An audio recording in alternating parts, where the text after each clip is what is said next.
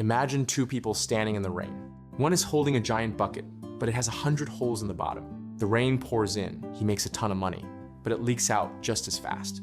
When the storm ends, his bucket is empty. He's exhausted, anxious, broke. The second person holds a small cup, but it's made of solid steel, no holes. The rain is just a drizzle. He doesn't earn much, but he catches every single drop. When the cup's full, he pours it into another bucket, then another. When the storm ends, the guy with the giant bucket is begging for water.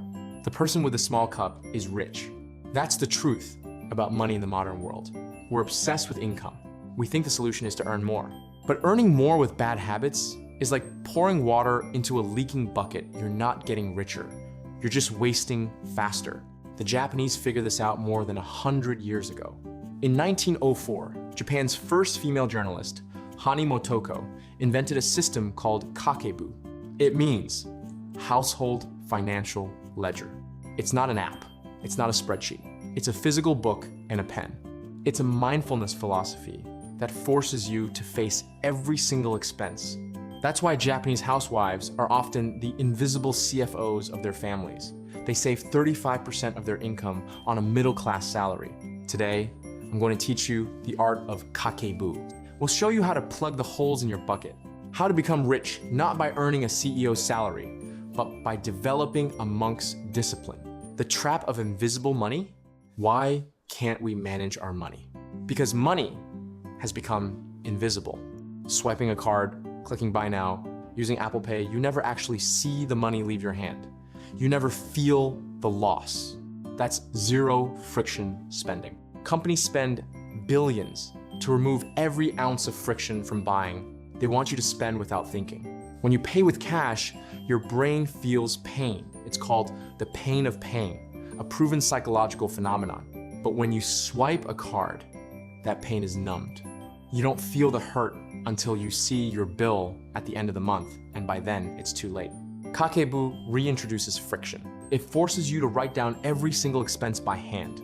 When you have to physically write latte, $6.50, on paper, your brain processes that transaction completely differently. You pause and think, is this latte really worth the effort of writing it down? Worth the ink? Suddenly, invisible money becomes visible. You realize you're not spending numbers on a screen, you're spending your life energy.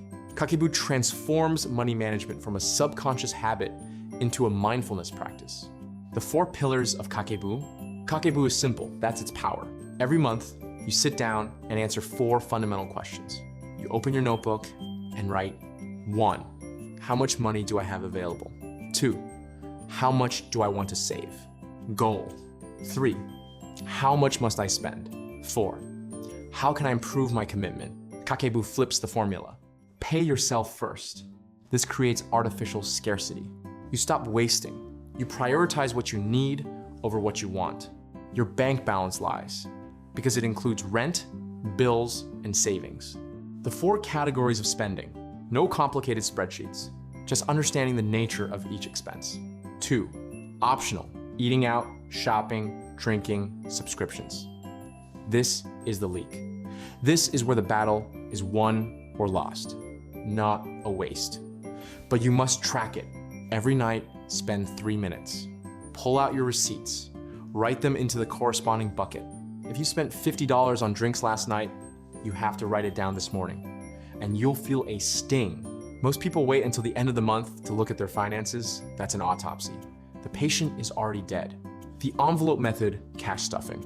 At the beginning of the month, they take out the exact amount they plan to spend on entertainment and put it in an envelope.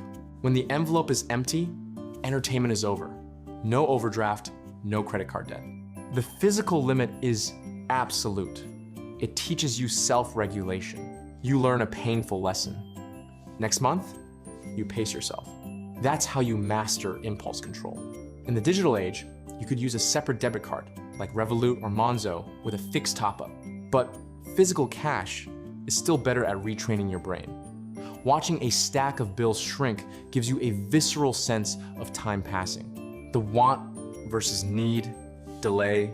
We live in the age of instant gratification. See it, want it, click it, delivered tomorrow. That destroys wealth. Kakebu introduces a cooling off period. When you see something that's not a survival essential, don't buy it. Write it down in a wish list in your notebook. Wait 30 days. After 30 days, look at the list and ask yourself, do I still want it as strongly? Or was I just bored, sad, or hungry in that moment? 90% of the time, the impulse will have faded. You'll look at the item and think, why did I even think I needed that? You saved money by doing nothing. If after 30 days you still want it with the same intensity, then buy it. That's an intentional purchase, not an impulse. This kills the dopamine shopping loop. Shopping is often a way to self-soothe anxiety. Forcing a delay makes you confront the anxiety directly instead of masking it with a new gadget. Monozukuri, respect for things. Why do we buy so much stuff? Because we treat things as disposable.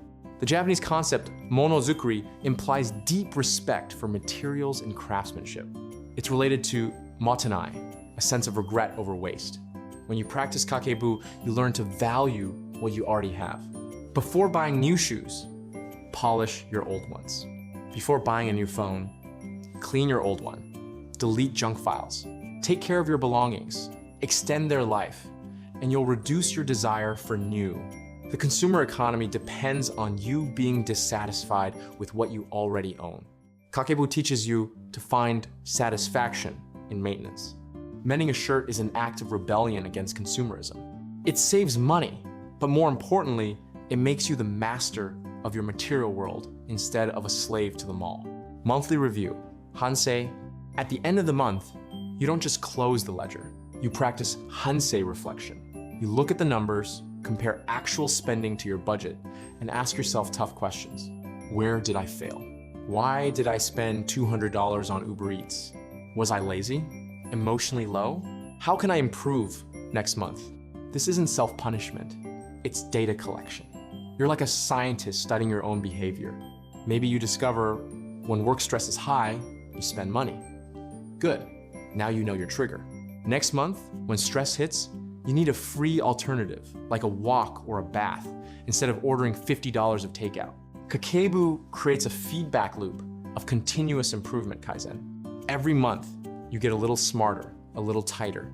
Eventually, you can save 30%, 40%, even 50% of your income without feeling deprived. You simply plug the holes. Wealth is a ratio, not a number. Here's the secret wealthy people know. Wealth isn't about income.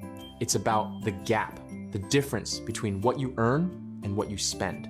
Person A earns $200,000 a year, spends $200,000. Wealth, zero. They're on a hamster wheel.